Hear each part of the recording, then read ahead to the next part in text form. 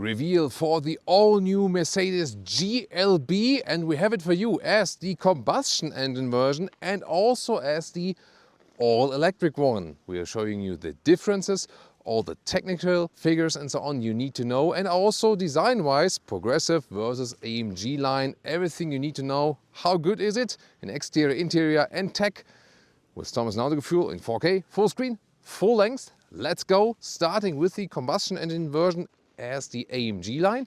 AMG line here has the sportier accentuation in the lower part, black contrast, and then the combustion engine model. You can see the grille goes through, opening for the cooling of the engine, and here these tiny Mercedes chrome stars, so to speak. The light unit is always above that. With the light strip it goes all the way through here, and then option you can also get the multi-beam LED. These are the matrix LED, and we tested them in the Mercedes CLA at night already, and pretty good performance also in leaving out upcoming cars and so on. This one here in the silver, but also maybe the clear blue, a strong Thomas blue color here.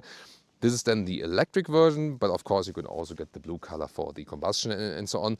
You can see the electric version has the closed front grille and then illuminated stars in the middle part, and the same light unit above that. And the Progressive line, you can also get AMG for the electric one or Progressive for the combustion and so on, so you can mix it.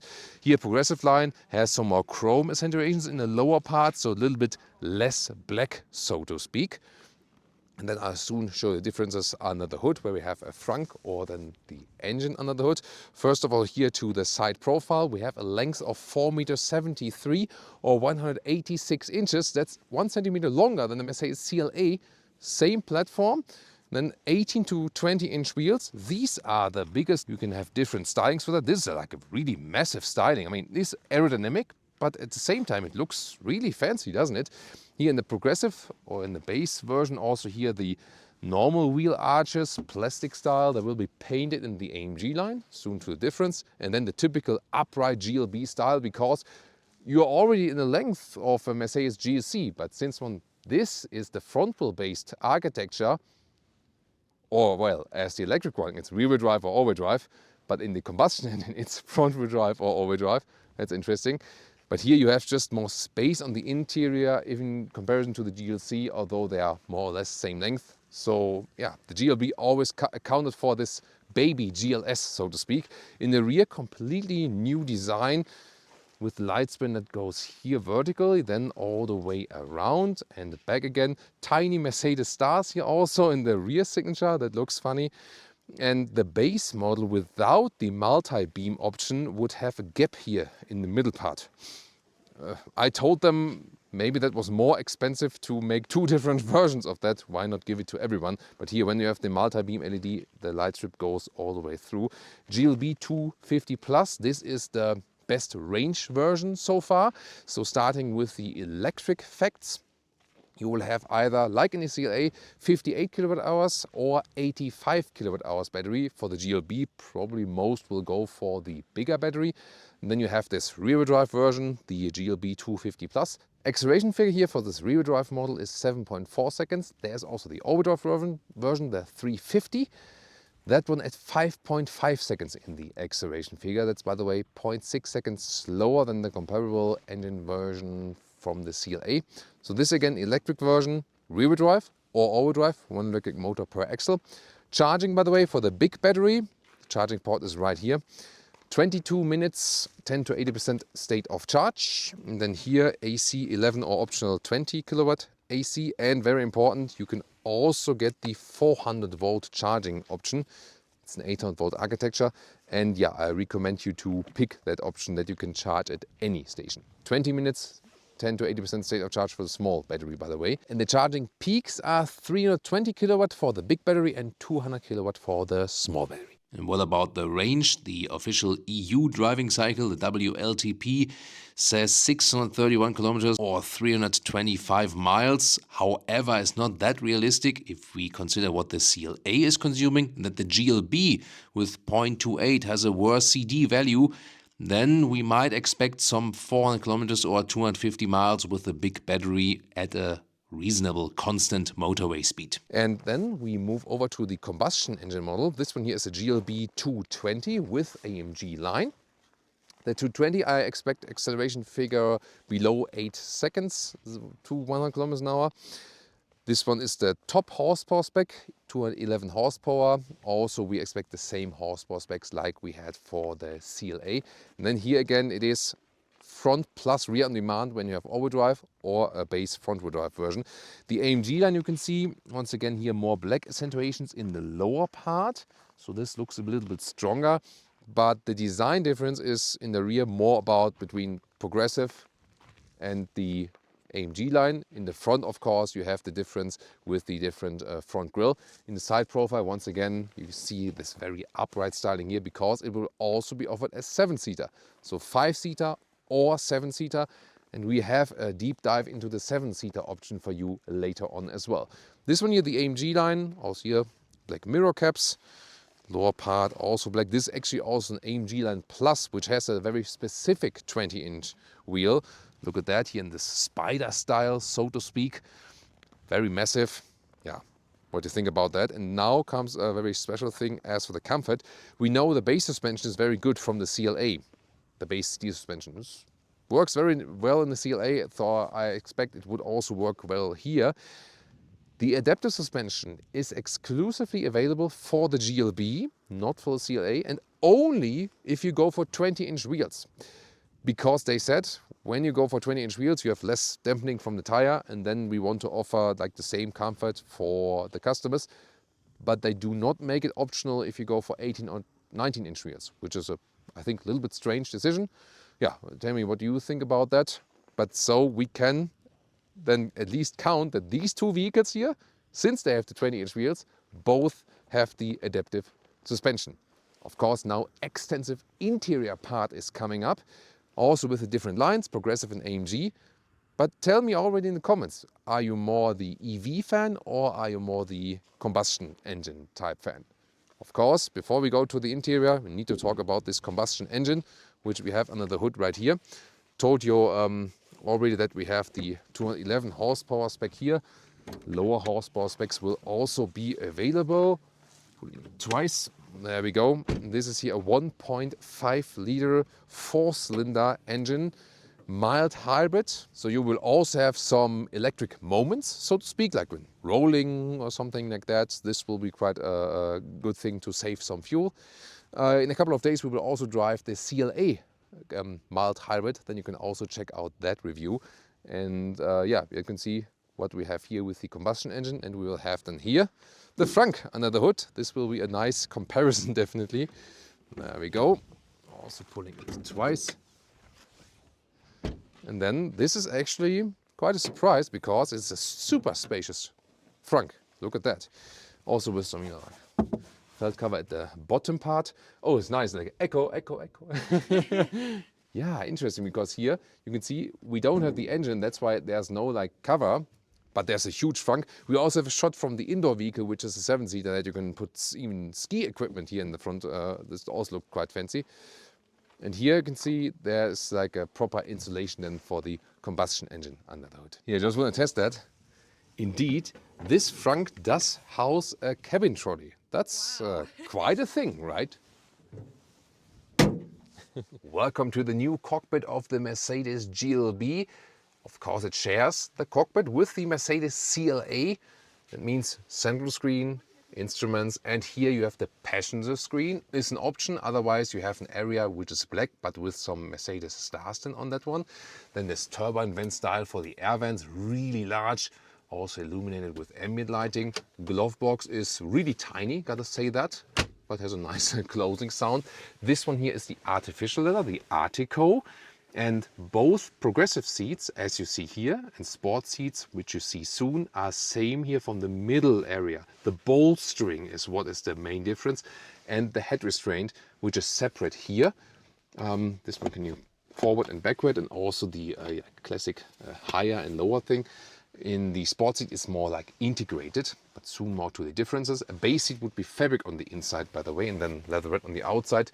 The sport seat soon with microfiber also available. And then there's optional animal skin. And here with 1A9 602, some headroom left, fixed glass roof, always standard. And then this one, as a progressive line, has here the standard steering wheel, but return of the real jogs. Mercedes calls it rocker and roller, so rock and roll, left side for the cruise control, right side for the volume. Steering wheel up and down, in and out, really wide, you know how we can adjust that. The AMG-Line steering wheel is different, soon going to show that to you. This one here, the bright steering wheel, is not a must, but you can go for it. And what I immediately feel is, I would wish at Mercedes in general more seating depth at the sit bone area, but in comparison to the Mercedes CLA, you sit more comfortably here because it is more upright. You have more space for your feet, and that's why in the CLA you rather would sit like this, and here you sit then more upright, and that's why it's also less pressure on the sit bone, and that's why the GLB is indeed more comfortable than the CLA. And it's a typical thing with SUVs. We have it also with other manufacturers where you have the same model on the same platform as an SUV and as a sedan. Very interesting, definitely, isn't it? And then here, the middle console, different decor elements are available. This is more like this aluminum style, so to speak. Then here we have inductive charging pad. It's also ventilated a little bit. You can see it right here underneath this rubber cover, for example. Then they also have this hole here. Then you can pull a cable down to the lower area and charge with USB-C in the lower part, 2 USB-C chargers. You can have 100 watt on one side. The overall power is 120 watts. So you either charge with 100 watt on one side or with 60 watts on each. So that's the logic behind that. Cup holders here are adaptive, like this, but they don't hold all buttons tight enough. And then here, split armrest. This should be a little bit softer for your elbow, and then you have more space underneath. So also the middle console is shared with the Mercedes CLA actually. These air vents here, by the way, you can also move them here manually. They also have a nice clicking sound. Zoom to the infotainment system. What I can show you here already is that you here control the climate unit here when you don't want to do it with voice, and also here the seat heating and the steering wheel heating is always in the second level, and to me that's sometimes a little bit complicated, honestly, but very clean. And then this layout here all the way flat, and if you want the passenger screen or not, that's up to you. Putting in the gears, by the way, is here you start the engine or the EV right here. This is start stop, and then you put in D or reverse for reverse gear. And here, by the way, the rear view camera, 360-degree view you have available here. Looks pretty crisp, although it's against the sun. And then when you press this button again, then you shut down the vehicle. Now to the AMG-Line interior. And by the way, if you have not subscribed so far, please do so to not miss any of our new reviews.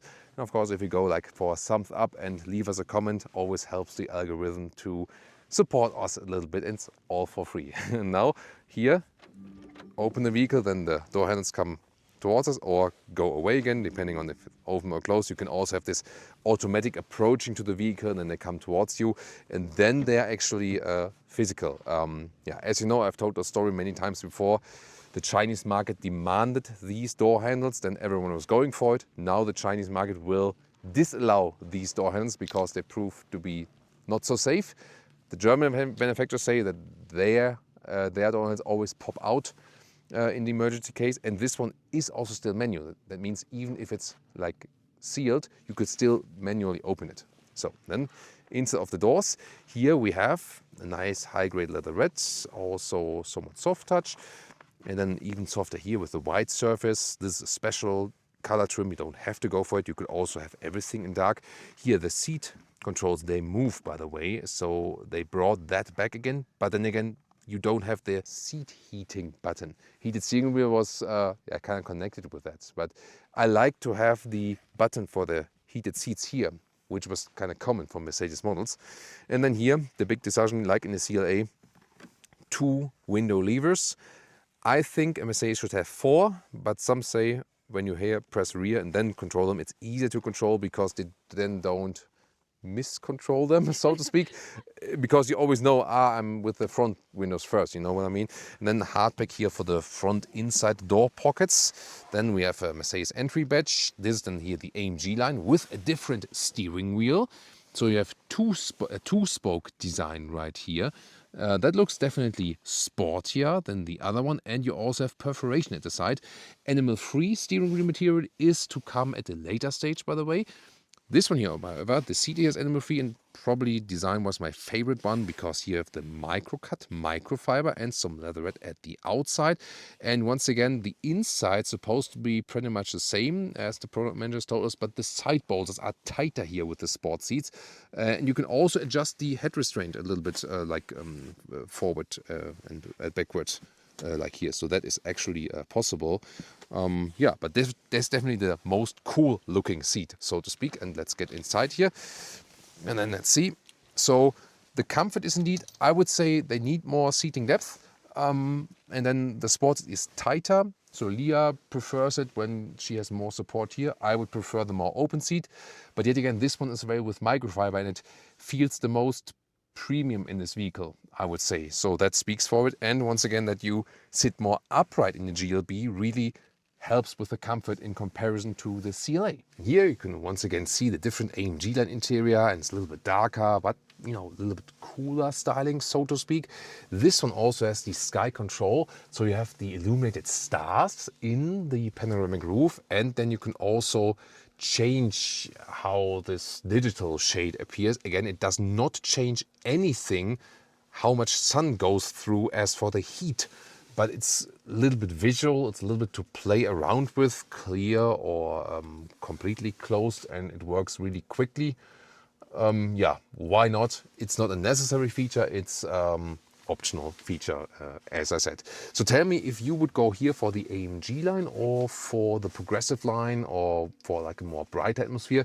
Here also once again the Burmester sound system, which is pretty cool, by the way, nice option. It is the best for acoustic music and for voices, singing.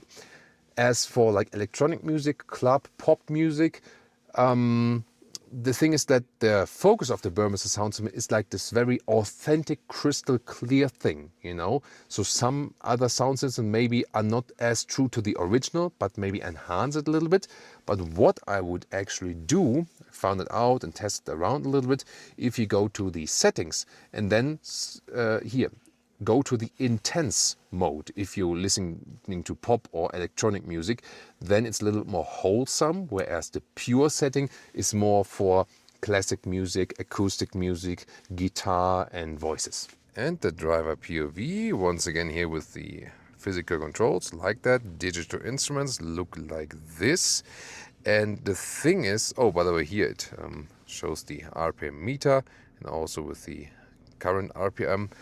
And here, this is then still physical here, and then you can switch through the modes. You also have the car internal GPS right here, but you can also have Waze or Apple Maps or the Google Maps in the Android Auto then in there, in the instruments here.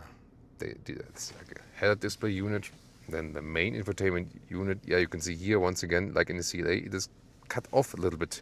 So when I have the steering wheel all the way out, my visibility is kind of like blocked by the steering wheel here, that I cannot see this area that well. And here, there's like not a final symbol here for the steering wheel heating, and then the seat heating like this is always in 2 levels, because when you are in the main menu like this, then you always have to go there first and then activate it. To me, too complicated.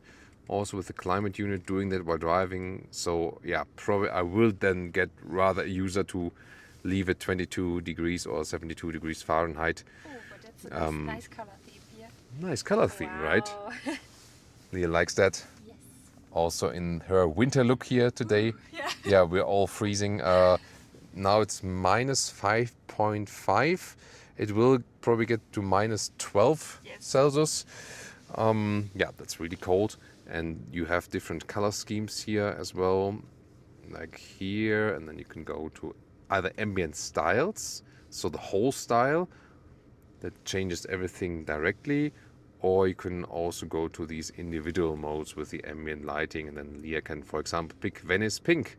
And then also here, there again, for the vents and so on. So that's pretty neat, right? Then this is new. I mean, it was here before, this one, to turn off the EU speed chime law thing, but then you can also quickly turn off the attention assist. That is new. Very interesting what to think about that.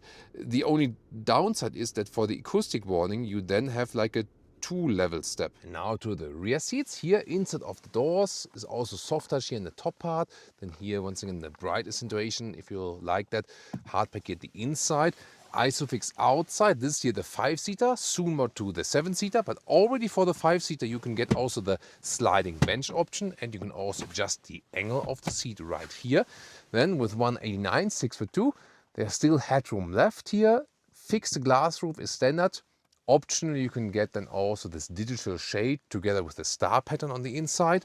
And then when it's all the way back here, this is what I have in legroom to my driving position as a tall adult, so that's fine.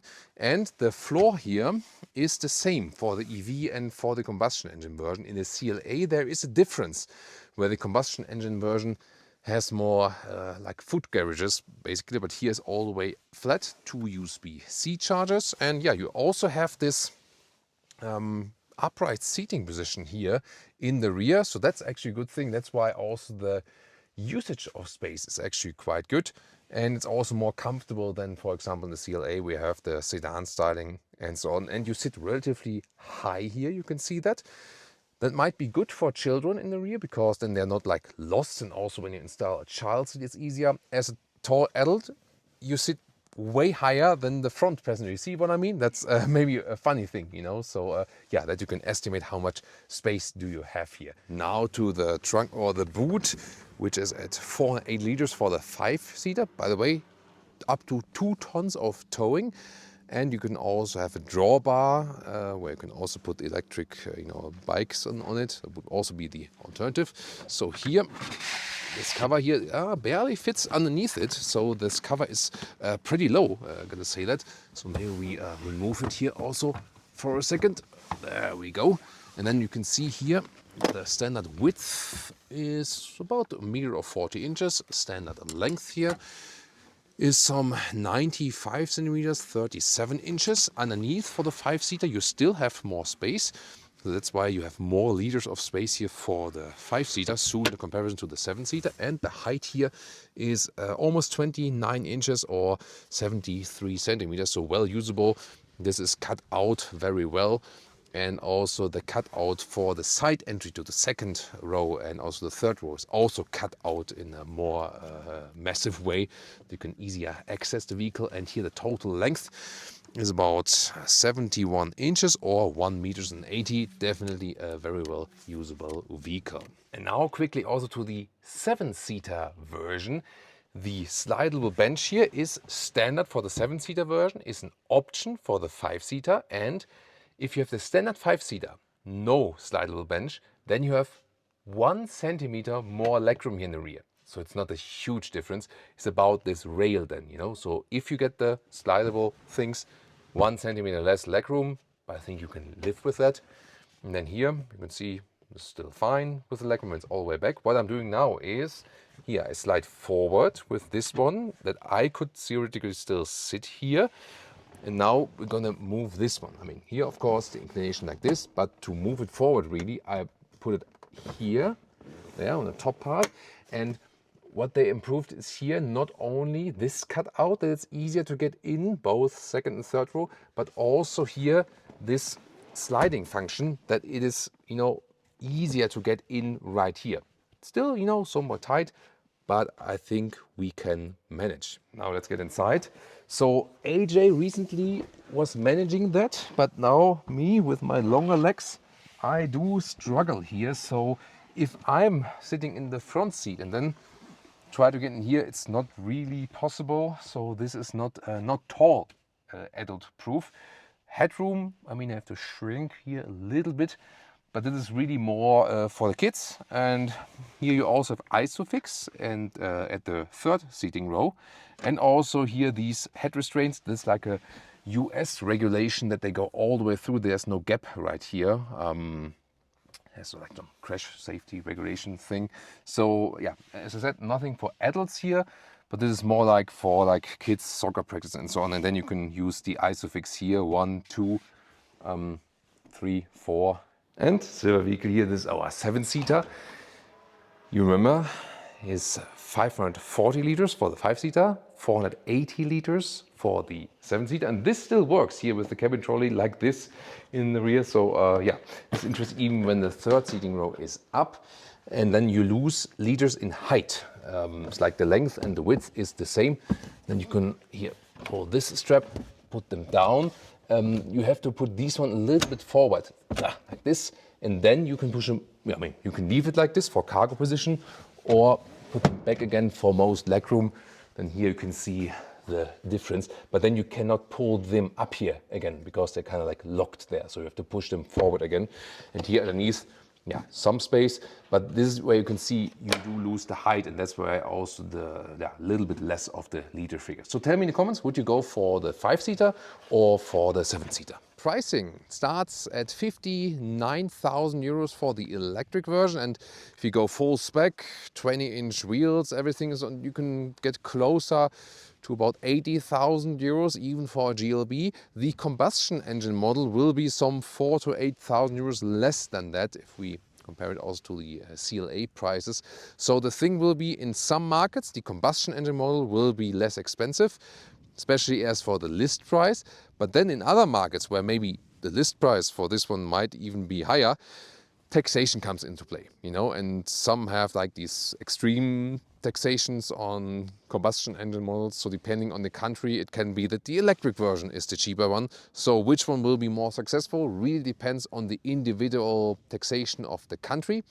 For example, in Germany, we have like also taxation benefits, even if the list price will be higher for the EV, the monthly price, if we take, at least if we take it as a company vehicle, it could be a lower monthly fee, whereas for private use, maybe the petrol engine then makes more sense.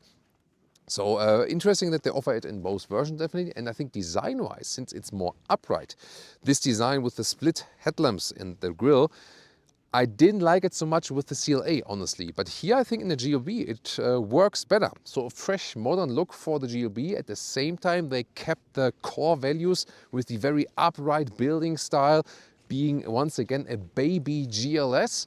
On the interior, some improvements that you can easily access second and the third seating row, so you have more space overall on the whole interior. That works well too. What has to be improved, I think, that you have a little more, like in the CLA, I said, a little bit more seating depth. However, I do see a big advantage for the GLB in comparison to the CLA. If you think about, hey, sedan versus SUV, yes, especially in the electric version, this one stands more against the wind. 0.28 is the CD value. Not the ideal CD value among the recently published EV SUVs. With the combustion engine, it won't play such a role then, however. But definitely, you sit better than in the CLA because you have this uprighter seating position, and that also gets less stress on the sit bone. And that's why, although you have the same seats like in the CLA, you have more comfort here sitting more upright in the GLB. So it's overall a very practical family car.